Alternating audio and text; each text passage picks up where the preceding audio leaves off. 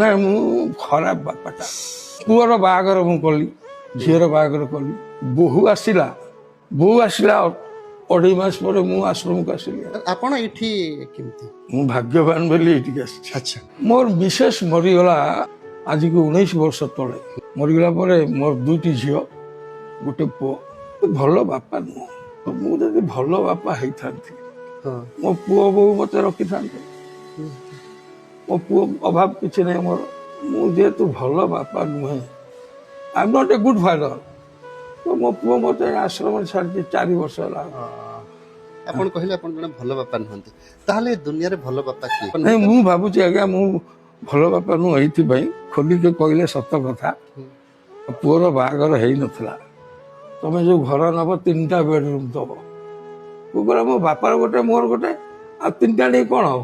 Quarter 2ଟା bedroom. ଆଚ୍ଛା।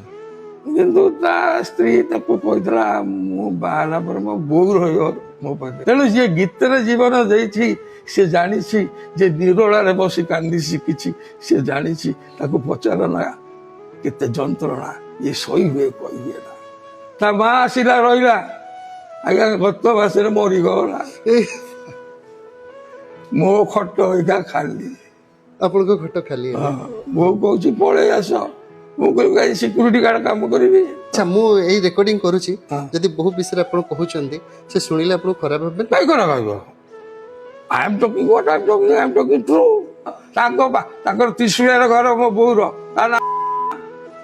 ତାଙ୍କ ବାପା ଜଣେ ଆଡଭୋକେଟ, ତା ବୋଉ ଘର ହଉଛି ଭୁବନ, ତା ବୋଉ କରିଗଲା। ଏଇ ଜୀବନଟା ଏକ ନାଟକ। ଏ ନାଟକରେ ମୁଁ ନାୟକ। ଥିବା ଯାଏ ଶେଷ ଅଙ୍କ, ଯଦି ଜଣେ ଥାଏ ଦର୍ଶକ ତାହେଲେ ମୋର ନାଟକ ହବ ସାର୍ଥକ। ରେଷ୍ଟ ଅଫ୍ ଲାଇଫ୍ ଆପଣ ଏଇଠି କାଟୁଛନ୍ତି ନା ଘରେ କାଟୁଛନ୍ତି? ମତେ ସେ ଗୋଟିଏ କ୍ୱେଶ୍ଚିନ୍ ଆନ୍ସର। ମୁଁ ଆଜ୍ଞା ଘରକୁ ଯିବି ନାହିଁ।